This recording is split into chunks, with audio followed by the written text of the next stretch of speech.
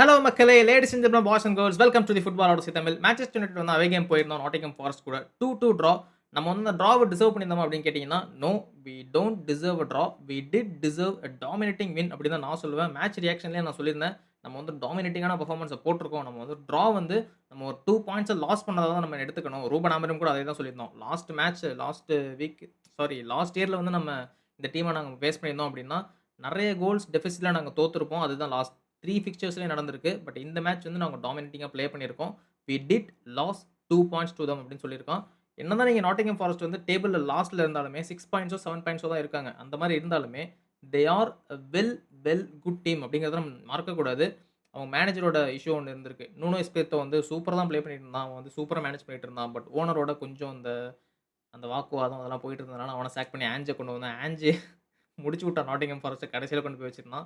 அவனையும் சாக் பண்ணிட்டாய்ங்க. இப்போ Shawn Dyche வந்து கொஞ்சம் நல்லா ப்ளே பண்ணிட்டு இருக்காப்ல. ஸோ அத பத்தி தான் இன்னைக்கு பார்க்க போறோம். அதுக்கு முன்னாடி புதுசா பார்க்குற யாராச்சும் இருந்தீங்க அப்படின்னா, சப்ஸ்கிரைப் பண்ணிக்கோங்க. I am Vignesh. This is football Adosi Tamil. Football news and man united news and football commentary and match reaction இதெல்லாம் உங்களுக்கு டெய்லி வந்துகிட்டே இருக்கும். ஸோ சப்ஸ்கிரைப் பண்ணிக்கோங்க. ஆல்ரெடி பார்த்துட்டு இருக்கீங்க, சப்ஸ்கிரைப் பண்ணாம இருக்கீங்க அப்படின்னா, சப்ஸ்கிரைப் பண்ணிக்கோங்க. பிகாஸ் நம்ம 1K தாண்டி போயிட்டு இருக்கோம். 2K சீக்கிரமா வரணும் அப்படின்னா, உங்களோட தயவு இல்லாம அது கண்டிப்பா வராது. So subscribe to our channel. If you like this video, smash the like button. அத கொஞ்சம் சொல்லிக்கிறேன். வீடியோக்குள்ள போறதுக்கு முன்னாடி ஒரே ஒரு கொஸ்டின் உங்களுக்கு என்ன அப்படின்னா, பிக் 6ன்னு சொல்லப்போற 6 டீம்ஸ் இருக்காங்க இல்லையா? அதாவது man United, man city, Liverpool, Arsenal, Chelsea, அப்புறம் நம்ம டோட்டனம், ஸ்பர்ஸ். இந்த 6 டீம்ஸ் வந்து நம்ம வந்து இப்போ nearly quarter of the games முடிச்சுட்டோம். 10 கேம்ஸ் முடிஞ்சிருச்சு 38 கேம்ஸ்ல. இந்த 10 கேம்ஸ்க்கு அப்புறம் இந்த 6 டீம்ஸ் எப்படி பண்ணியிருக்காங்க? நீங்க ரேங்க் பண்ணுவீங்க. அதாவது பாயிண்ட்ஸ் டேபிள் படி இல்ல. நீங்க இந்த டீம்ஸ்லாம் ரேங்க் பண்ணுவீங்க அப்படின்னா எப்படி ரேங்க் பண்ணுவீங்க? ஏன் இப்படி ரேங்க் பண்றீங்கன்னு சொல்லிட்டு காமெண்ட் செக்ஷன்ல சொல்லுங்க. பெஸ்ட் 2 காமெண்ட்ஸோ, 3 காமெண்ட்ஸோ வந்து நான் நெக்ஸ்ட் வீடியோல நான் வந்து ரியாக்ஷன் பண்ணுவேன். நம்ம வந்து ஆல்ரெடி பண்ணிட்டு இருந்தோம். அதுக்கப்புறம் பண்ண முடியல. ஸோ நெக்ஸ்ட் வீடியோல அத பண்ணலாம். அண்ட் என்னோட ரியாக்ஷன் நான் உங்களுக்கு காமெண்ட்ல குடுக்குறேன். ஸோ நம்ம ஃபர்ஸ்ட் ஆஃப் ஆல் நம்ம வீடியோக்குள்ள போயிரலாம். என்ன அப்படின்னா, ஃபர்ஸ்ட் லேர்னிங் என்னன்னா, Ruben Amorim how he dominated Nottingham Forest territory in midfield அப்படிங்கிறத நம்ம சொல்லி ஆகணும். மிட்ஃபீல்டுன்னு இல்ல, மிட்ஃபீல்டுக்கும் ஒரு அட்டாக்கிங் தேர்ட்னு சொல்லலாம். பிகாஸ் மிட்ஃபீல்ட்ல நாட்டிங்ஹாம் ஃபாரஸ்ட் நம்மள தூக்கி சாப்பிட்டானுங்க. பட் நாட்டிங்ஹாம் ஃபாரஸ்ட்டோட டிஃபென்சிவ் டெரிட்டரியில நம்ம எப்படி அட்டாக் வந்து இன்ஃப்ளூயன்ஸ் பண்ணோம். பிகாஸ் நீங்க பார்த்தீங்கன்னா, Nottingham Forest versus Man United கேம்ல வந்து highest touches in the box பார்த்தீங்கன்னா, மேன் யுனைட்டட் தான் வச்சிருந்தாங்க. நியர்லி 59% பொசிஷன் நம்ம வச்சிருந்தாலுமே, அந்த பால் பொசிஷன் இந்த அட்டாக்கிங் தேர்ட்ல வந்து பால் பொசிஷன் இருக்குல்ல, அது வந்து மேன் யுனைட்டட் அதிகமா பண்ணிட்டு இருந்தானுங்க. அதுக்கு முக்கியமான காரணம் 2 டீமுமே similar type of game style தான். செகண்ட் பால்ஸ வின் பண்ணணும், ஹை பிரசிங் பண்ணணும். ஃபர்ஸ்ட் டைமே ஏரியல் பால்ஸ வின் பண்ணணும். இதுதான் வந்து 2 டீமோட பிலாசபியா இருக்கு. எஸ்பெஷலி ஷான் டைச் நாட்டிங்ஹாம் ஃபாரஸ்ட்க்கு மேனேஜரா வந்ததுக்கு அப்புறம். பட் ஷான் டைச்சோட மினிமமான ஒரு டாக்டிக்ஸ் என்ன அப்டின்னா, மினிமம் அவன் தான் பண்ணுவான். ஹராம் பால். எல்லாருக்குமே தெரியும். ஆர்டெட்டா வந்து இப்ப அதான் பண்ணிட்டு இருக்கான் ஆர்சனல்ல. அந்த 4 சென்டர் பேக் வச்சு ப்ளே பண்ணுவானுங்க இல்லையா ஆர்சனலு. அது வந்து ஒரு ஹராம் பால்ன்னு சொல்லுவாங்க. சாண்டேஜ் வந்து ஃபுல் அண்ட் ஃபுல் 4-4-2ல இறங்கி 4 மிட்ஃபீல்டர்ஸ், 4 டிஃபெண்டர்ஸ்ன்னு வச்சுட்டு ஹராம் பால போட்டு தள்ளிடுவான். பார்க்கிங் த பஸ் தான். அதுதான் யுனைட்டட் கூடயும் பண்ணான். நீங்க வந்து நாட்டிங்ஹாம் ஃபாரஸ்ட் பிளேயர்ஸ் நெறைய பேர் அட்டாக்கிங் தேர்ட்ல கமிட் ஆகுறத நீங்க பார்க்கவே மாட்டீங்க. அதுதான் மேன் யுனைட்டடோட ஒரு டாக்டிக்ஸ்க்கு என்ன சொல்றது? ஹெல்ப்ஃபுல்லாவும் இருந்துச்சு. அதே சமயம் வந்து இது ஒரு கானாவும் இருந்துச்சு. ஏன்னா, நெறைய பேர் வந்து அங்க கமிட் ஆகாதனால, மேன் யுனைட்டட் வந்து பாக்ஸ்க்குள்ள நெறைய பேர அந்த கமிட் ஆகாத டிஃபெண்டர்ஸ வந்து கோ த்ரூ பண்ண முடியல. அது ரொம்ப ரொம்ப ஒரு கஷ்டமா இருந்துச்சு. பட் அமோரிம் என்ன பண்ணான்னா, சேம் டாக்டிக்ஸ் தான். லிவர்பூல் கிட்ட என்ன யூஸ் பண்ணானோ, பிரைட்டன் கிட்ட என்ன யூஸ் பண்ணானோ, அதே தான் யூஸ் பண்ணோம். செகண்ட் பால்ஸ அதிகமா யார் வின் பண்ணாங்கன்னா, மேன் யுனைட்டட் தான் வின் பண்ணாங்க. ஃபர்ஸ்ட் பால்ஸ வந்து நாட்டிங்ஹாம் ஃபாரஸ்ட் வின் பண்ணாலுமே, அந்த பால ஹை பிரஸ் பண்ணி நம்ம வந்து சீக்கிரமா வின் பண்ணி, அவங்களோட பாக்ஸ்க்குள்ள போய் நம்ம வந்து அட்டாக்கிங் தேர்ட்ல கிரியேட் பண்ணிட்டு இருந்தோம். கூன்யா, அமட் டியாலோ, எம்புமோ 3 பேருமே நல்லா கிரியேட் பண்ணிட்டு இருந்தாங்க. செஸ்கோ வந்து கொஞ்சம் ஸ்பேஸ் கிரியேட் பண்ண ட்ரை பண்ணாலும், இந்த மேட்ச் அதிகமா ஸ்பேஸ் கிரியேட் பண்ண முடியல. பிகாஸ் நாட்டிங்ஹாம் ஃபாரஸ்ட் டிஃபெண்டர்ஸ்லாம் ரொம்ப ரொம்ப பிசிக்கலா இருந்தாங்க. எஸ்பெஷலி முரிலோ ரொம்ப செஸ்கோ மேல வந்து பிரஷர் போட்டுட்டே இருந்தான். ஸோ செஸ்கோல இந்த மேட்ச் எதுவுமே பண்ண முடியல. But Amorim had his tactics work in a certain way அந்த செகண்ட் பால் வின் பண்றதெல்லாம். பட் அந்த பேக் போஸ்ட்ல 2 மிஸ்டேக்ஸ் பண்ணி கோல விட்டது வந்து அமோரிமோட மிஸ்டேக் இல்ல. ஏன்னா 2 இண்டிவிஜுவல் மிஸ்டேக்ஸ் நம்ம வந்து அந்த கோல வந்து மிஸ் பண்ணியிருந்தோம். ஃபர்ஸ்ட் கோல் வந்து அமேட்டோட மிஸ்டேக். செகண்ட் கோல் வந்து ஒட்டுமொத்த டிஃபென்ஸோட மிஸ்டேக் தான் நான் சொல்லுவேன். பிகாஸ் ஜம்ப் பண்ணவே இல்ல டீம். அத பத்தி நம்ம அப்புறம் விடுவோம். அத பத்தி நம்ம அப்புறம் வருவோம். பிகாஸ் அதுவுமே ஒரு லேர்னிங்கா தான் இருக்கு இந்த மேட்ச்ல. பட் என்னைய பொறுத்தவரைக்கும் அமோரிம் என்ன பண்ணான் இந்த மேட்ச்ல அப்படின்னு கேட்டீங்கன்னா, செகண்ட் பால்ஸ வின் பண்ணான். ஹை பிரஸ் பண்ணல. ரொம்ப அதிகமா பிரஸ் பண்ணல. Pressing after the position loss அப்படின்னு கூட நம்ம சொல்லலாம். ஒரு என்ன சொல்றது? ஒரு குவார்ட்டர் பிரஸ்ஸிங் அப்படின்னு சொல்லலாம். அதாவது இன்டெலிஜென்ட்டா பிரஸ் பண்ணாங்க. ஒரு டெஸ்பரேட்டா பிரஸ் பண்ணல. நம்ம வந்து அந்த பால வாங்கியே ஆகணும் அப்படிங்கிற மாரி பிரஸ் பண்ணல. பால் அங்க இருக்கு. அடுத்து அது எங்க போவும் அப்படிங்கிறத கணிச்சு, அங்க போக விடாம நம்ம பிரஸ் பண்ணுவோம் அப்படிங்கிற மாரி ஒரு இன்டெலிஜென்ட் ஸ்மார்ட் பிரஸ்ஸிங் தான் பண்ணாங்களே மேன் யுனைட்டட் தவிர, மத்தபடி ஒரு டெஸ்பரேட்டா பிரஸ் பண்ணல. ஸோ அமோரிம் வந்து நாட்டிங்ஹாம் ஃபாரஸ்ட்டோட அட்டாக்கிங் டெரிட்டரிய கொஞ்சம் எக்ஸ்போஸ் பண்ணான். பட் நம்மளுமே கொஞ்சம் அவங்கள எக்ஸ்போஸ் பண்ண விட்டோம். அத நம்ம சொல்லியே ஆகணும். ஸோ நெக்ஸ்ட் லேர்னிங் என்ன அப்டின்னா, கேசமிரோவோட கேசமிரோ இல்ல, அமாட் டியாலோ விங் பேக்ல ஒரு ப்ராப்ளமா இருக்கான்.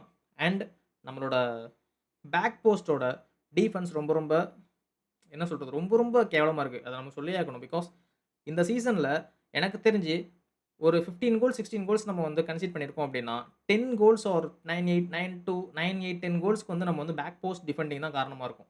இந்த மேட்ச்ல 2 கோலுமே பேக் போஸ்ட் டிஃபெண்டிங் தான் காரணம்.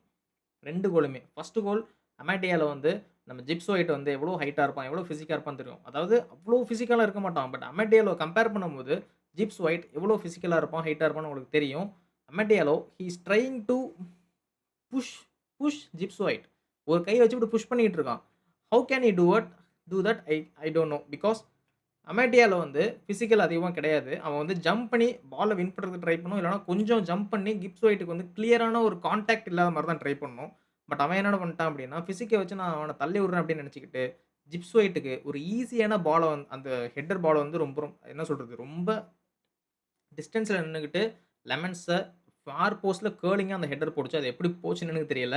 அது வந்து பாலோட மொமெண்டம்ல அப்படி போச்சா? இல்ல ஜிப்ஸ் ஒயிட் வந்து அவ்வளோ கிளியரா ஹிட் பண்ணானா? அப்படிங்கிறதுலாம் எனக்கு தெரியல. பட் ஜிப்ஸ் ஒயிட் அந்த பால ஹிட் பண்றதுக்கு மெயின் ரீசனா இருந்தது அமேட் தான். எந்த ஒரு டிஃபெண்டரா இருந்தாலும், எந்த ஒரு பிளேயரா இருந்தாலும் அந்த இடத்துல வந்து ஜம்ப் பண்ணி ஆப்போனன்ட்க்கு அந்த பால் கிளியரா கான்டாக்ட் கிடைக்கக்கூடாது அப்படிங்கிறத தான் ட்ரை பண்ணுவாங்க. கார்னர்லலாம் நீங்க எல்லா டிஃபெண்டர்ஸும் பறந்துகிட்டு இருப்பானுங்க ஜம்ப் பண்ணி. பால ஹிட் பண்ணாலும் பரவால்ல. நம்ம வந்து ஜம்ப் பண்ணுவோம் அப்படின்லாம் பண்ணிட்டு இருப்பானுங்க. ரொனால்டோலாம் எஸ்பெஷலி அதான் பண்ணுவான். கார்னர்ல வந்து டிஃபென்சிவ் கார்னர்ல நான் சொல்றேன். டிஃபென்சிவ் கார்னர்ல ரொனால்டோ வந்து ஹைட்டா ஜம்ப் பண்ணிடுவான் ராக்கெட் மாரி. பண்ணிட்டு பால் பின்னாடி யார் தலையிலயும் படாம போயிரும். அதுதான் நீங்க பண்ணணும். ஜம்ப் பண்ணி அந்த பால் ஆப்போனன்ட்டோட ஹெட்‌டுக்கு படாம தான் நீங்க பண்ணணுமே தவிர, நீங்க வின் பண்ணணுங்கிறது அவசியமே இல்ல. பட் அமேட்டியாலோ அந்த இடத்துல என்ன பண்ணான்னு எனக்கு தெரியல. கொஞ்சம் வீக்னஸா தான் இருந்துச்சு. அண்ட் ஆல்சோ செகண்ட் கோல் என்ன ஆச்சுன்னு பார்த்தீங்கன்னா, ஒட்டுமொத்த டிஃபென்ஸுமே ஜம்ப் பண்ணாம என்ன பண்ணிட்டு இருந்தானுங்கன்னே தெரியல. ஜம்ப் பண்ணானுங்க. பட் பால் பட்டு மறுபடியும் நாட்டிங்ஹாம் ஃபாரஸ்ட் மேலேயே பட்டுச்சு. அதுக்கப்புறம் மறுபடியும் ஒரு ஈஸியான கோல் நாட்டிங்ஹாம் ஃபாரஸ்ட்டுக்கு. So, back post defending and set piece defending இது வந்து நமக்கு ரொம்ப ரொம்ப ஒரு பிரச்சனையாவே இருக்கு. அண்ட் ஆல்சோ சாண்டேஜ் என்ன பண்ணான்னு நீங்க பார்த்தீங்க. அண்ட் நாட்டிங்ஹாம் ஃபாரஸ்ட் என்ன பண்ணாங்கன்னு நீங்க பார்த்தீங்க. ஃபர்ஸ்ட் கோல் அமாண்டேல அந்த மிஸ்டேக் பண்ணான். ஒரு கிராஸ் போட்டாங்க. ஈஸி கோல். அதுக்கப்புறம் ஒரு 10, 15 நிமிஷம் ஃபுல்லாவே ரைட் ஹேண்ட் சைட்லேருந்து, லெஃப்ட் ஹேண்ட் சைட்லேருந்து கிராஸா போட்டு தள்ளிட்டானுங்க. கிராஸ் ஸ்பாமிங் பண்ணிட்டு இருந்தானுங்க. மேன் யுனைட்டட் வந்து என்னடா இவனுங்க கிராஸ் போட்டுட்டு இருக்கானுங்கன்னு சொல்லிட்டு அப்படியே திணறி நின்னுட்டானுங்க. இன்னொரு கிராஸ், இன்னொரு கோல், இன்னொரு கிராஸ், இன்னொரு கோல். அந்த மாரி 2 கோல் அடிச்சு, ஈஸியாவே நம்மளோட மிஸ்டேக்ஸ யூஸ் பண்ணி, நம்மளோட எக்ஸ்போசிங்க யூஸ் பண்ணி அவனுங்க வந்து கோல் அடிச்சுட்டு மேட்ச ட்ரா பண்ணிட்டு போயிட்டானுங்க. நம்ம தான் ட்ரா பண்ணோம்னு சொல்லணும். பிகாஸ் அவங்க வந்து லீடிங்ல இருந்தாங்க. அமாட்டியால வந்து ஒரு ஸ்டன்னிங் கோல், ஒரு வாலி கோல். எனக்கு தெரிஞ்சு கோல் ஆஃப் த மந்த்தா கண்டிப்பா கோல் ஆஃப் த மந்த்தா வரும்னு நெனைக்கிறேன். அண்ட் கோல் ஆஃப் த சீசனுக்கும் இப்போதைக்கு நாமினேட்ல இருக்கும். பிகாஸ் அந்த அளவுக்கு யாருமே இந்த சீசன் வந்து அந்த அளவுக்கு யாரும் இன்னும் கோல் அடிக்கல. ஸோ எஸ் அது ஒண்ணு. ஸோ நெக்ஸ்ட் ஒன் என்னன்னு பார்த்தீங்கன்னா, கண்டிப்பா நம்மளோட கேசமிரோவோட ஏரியல் டாமினன்ஸ் இன் எஸ்பெஷலி செட் பீஸஸ். டிஃபென்ஸ்லயும் சரி, அஃபென்ஸ்லயும் சரி, கேசமிரோவோட செட் பீஸ்லாம் பயங்கரமா இருக்கு. அதாவது அவன் அவ்ளோ டால் பிளேயரும் கிடையாது. அவ்ளோ ஒரு பிசிக்காலிட்டி உள்ள பிளேயரும் கிடையாது. But he is winning header. நீங்க நெறைய மேட்ச்ல பார்த்திருப்பீங்க. கேசமிரோ, செஸ்கோ, டிலிக்ட், யோரோ இவங்களெல்லாம் நெறைய பேர் வந்து என்ன பண்றது? பிரஷர் பண்ணிட்டு இருப்பாங்க. மார்க் பண்ணிட்டு இருப்பாங்க. மேன் மார்க்கிங் பண்ணிட்டு இருப்பாங்க. பட் கேசமிரோ வந்து ஈஸியா ஹெட்டர்லாம் வின் பண்ணிட்டு இருக்கான். ஆர்சனல் கேம்லயும் நம்ம பார்த்தோம். லிவர்பூல் கேம்லயும் பார்த்தோம். பிரைட்டன் கேம்லயும் பார்த்தோம். He is scoring goals especially in the set pieces with headers. அவன் வந்து இந்த கேம்ல ஹேட்ரிக் அடிச்சிருப்பான். 3 சான்ஸ் கிடைச்சுச்சு. ஒரு கோல் வந்து அவன் உடம்புல வாங்கி அதுக்கப்புறம் அதாவது பாடியில அவன் ட்ராப் பண்ணி அப்புறமா அவன் ஷாட் அடிச்சு கோல் அடிக்கலாம்னு பார்த்திருப்பான். கோல் போஸ்ட் பக்கத்துல இருப்பான். இது கோல் போஸ்ட்னா இங்க இருப்பான். அவன் வந்து பாடியில ட்ராப் பண்ணி கோல் அடிக்கலாம்னு ட்ரை பண்ணியிருப்பான். பட் அத வந்து ஆக்சுவலி ஹெட் பண்ணியிருக்கணும். அவன் ஏன் ஹெட் பண்ணலன்னு இன்னுமே எனக்கு தெரியல. அந்த கோல் அவன் ஸ்கோர் பண்ணியிருந்தான் அப்டின்னா அப்பவே ஈக்குவலைஸ் ஆயிருக்கும். இன்னுமே ஒரு 20 மினிட்ஸ் இருந்துச்சு அப்போ. அமேடியால அடிச்சதுக்கப்புறம் நம்மளுக்கு ஒரு 10 மினிட்ஸ் தான் இருந்துச்சு. கேசமிரோ அடிச்சிருந்தான் அப்டின்னா 20 மினிட்ஸ் இருக்கும். நம்ம இன்னும் பிரஷர் போட்டு கோல் ஸ்கோர் பண்ணியிருக்கலாம். மறுபடியும் இன்னொரு சான்ஸ் அவனுக்கு கிடைச்சுச்சு. அதாவது அமேடியால ஸ்கோர் பண்ணதுக்கப்புறம் 3 கோல் நம்ம அடிக்கிறதுக்கு இன்னொரு சான்ஸ் கிடைச்சுச்சு. பட் கேசமிரோ அதையுமே மிஸ் பண்ணான். எப்டின்னா, பால வந்து இப்டி தான் அடிக்கணும். கேசமிரோ வந்து அவனோட ஹீல வச்சு அடிச்சான் இப்டி. யார் அப்டி பண்ணான்னு எனக்கு சத்தியமா தெரியல. அவன் டேப் பண்ணியிருந்தான் அப்டின்னா, தட்ஸ் a கோல். ஏன்னா ஓப்பன் நெட்டா இருந்துச்சு. நம்ம நாட்டிங்ஹாம் ஃபாரஸ்ட்டோட கோல் கீப்பர் வந்து ஒரு ஷாட் வரப்போகுதுன்னு சொல்லிட்டு கமிட் பண்ணான். டிஃப்ளெக்ட் ஆயி மறுபடியும் கேசமிரோக்கே வந்துச்சு. சாரி டிஃப்ளெக்ட் ஆகல. ப்ரூனோ பெர்னாண்டஸ் ஒரு ஷாட் அடிப்பான். அந்த ஷாட் வந்து கர்ல் ஆகி போஸ்ட்ல பட்டிருக்கும். நம்ம 3 கோல் வந்துருச்சுடா அப்படின்னு நினைச்சிட்டு இருக்கும்போது கேசமிரோ he mist a easy chance. அவன் ஏன் அந்த இடத்துல ஹீல வச்சு இப்படி கிக் பண்ணான்னு தெரியல. அவன் வந்து டேப் பண்ணியிருக்கணும். I don't know what he was doing. But கேசமீரோட செட் பீஸ் இந்த சீசன்ல ரொம்ப ரொம்ப டிஃபென்சிவாவும் சரி, அஃபென்சிவாவும் சரி ரொம்ப ரொம்ப என்ன சொல்றது? இன்ஃப்ளூயன்ஸிங்கா இருக்கு. அத யூஸ் பண்ணி Lisandro Martinez also incoming and also லெனியோட டெலிக்ட்லாம் இருக்காங்க. ஸோ இவங்கலாம் என்ன பண்றாங்கன்னு நம்ம பார்த்தே ஆகணும். தென் நெக்ஸ்ட் லேர்னிங் என்ன அப்டின்னா, நம்ம ப்ரூனோ பெர்னாண்டஸோட குவார்ட்டர் பேக்கிங். குவார்ட்டர் பேக்கிங் என்ன அப்டின்னா, சென்ட்ரல் மிட்ஃபீல்ட்ல இருக்கான். ஃபுல்லாவே அவன் வந்து ஆஃபென்ஸ்லயும் போகாம, டிஃபென்ஸ்லயும் போகாம, சென்டர்ல இருந்து இந்த பக்கமும், அந்த பக்கமும் ஸ்கேன் பண்ணி அவன் வந்து அத ஆர்கஸ்ட்ரேட் பண்ணணும். அதுதான் வந்து ஒரு சென்ட்ரல் மிட்ஃபீல்டரோட கேம். பட் ப்ரூனோ பெர்னாண்டஸ் என்ன பண்றான்னா, டிஃபென்ஸ்ல வந்து அவன் அதிகமா இருக்கிறதே இல்ல. அஃபென்ஸ்ல அதிகமா இருக்கான். Casemiro he is doing his thing. அதாவது சென்ட்ரல் டிஃபென்ஸ் மிட்ஃபீல்ட்ல இருந்து பால் உள்ள வந்துருச்சு அப்டின்னா, உடனே ஒரு ஸ்லைடிங் டேக்கில போட்டு ஒண்ணு ஃபவுல் வாங்கிருவான். இல்ல அப்டின்னா அந்த ஃபவுல வந்து வின் பண்ணிடுவான். அப்டிதான் இருக்கும். But Bruno Fernandes doing his best. Amorim வந்து ஒரு டாக்டிக்ஸ கண்டுபிடிச்சிருக்கான். அதாவது ஒரு ட்வீக்ஸ்ன்னு சொல்லலாம். டாக்டிக்ஸ் சொல்ல முடியாது. அந்த டாக்டிக்ல ஒரு ட்வீக் அப்டின்னு சொல்லலாம். நான் வந்து ப்ரிவியூலயே நான் சொல்லியிருந்தேன். என்ன அப்டின்னா, எம்பூமோவும், கூனியாவும் கீழ வந்து இறங்கி வந்து ப்ரூனோ பெர்னாண்டஸ்க்கு டிஃபென்ஸ்ல ஹெல்ப் பண்றாங்க. அந்த ட்ராக் பேக் பண்ணி பிரஸ் பண்றதுக்கு ஹெல்ப் பண்றாங்க. அதனால ப்ரூனோ பெர்னாண்டஸோட ரோல் வந்து அன்லாக் ஆகுது.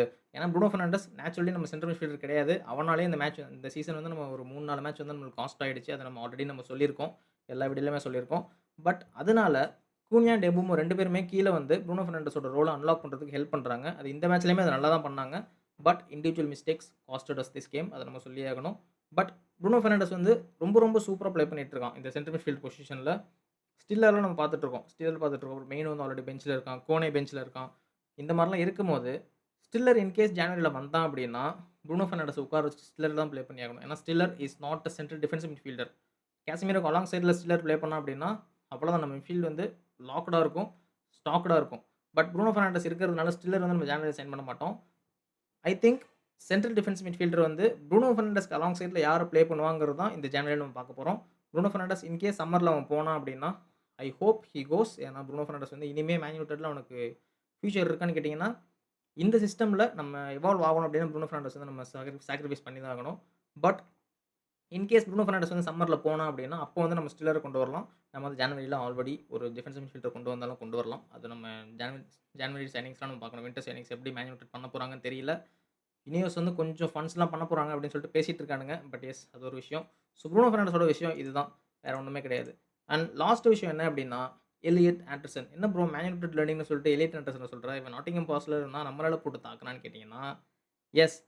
என்னைய பொறுத்தவரைக்கும் பலீபா, வாட்டன், ஆண்டர்சன் இந்த 3 பேர்ல ரியலிஸ்டிக் மேன்செஸ்டர் யுனைட்டட் சைனிங் யாருன்னு கேட்டீங்கன்னா, Elliot Anderson. Because England Wharton பலீபாவோட லோ காஸ்ட்ன்னு நான் நினைக்கிறேன். பெர்சனலி ஏன்னா பலீபா எப்படியும் 100 மில்லியன் கொண்டு போயிருவானுங்க பலீபாக்கு.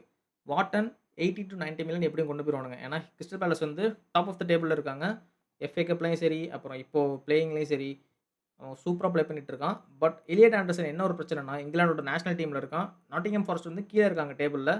ஸோ நாட்டிங்ஹாம் ஃபாரஸ்ட் வேல்யூ வந்து எலியட் ஆண்டர்சனுக்கு அவங்க 2 பேரோட கம்மி தான். எனக்கு தெரிஞ்சு 35 டூ 40 மில்லியன் என்னமோ தான் இருக்கு எலியட் ஆண்டர்சனுக்கு. வாட்டனுக்கும் பலீபாக்கும் 60, 50 கிட்ட இருக்குன்னு நினைக்கிறேன்.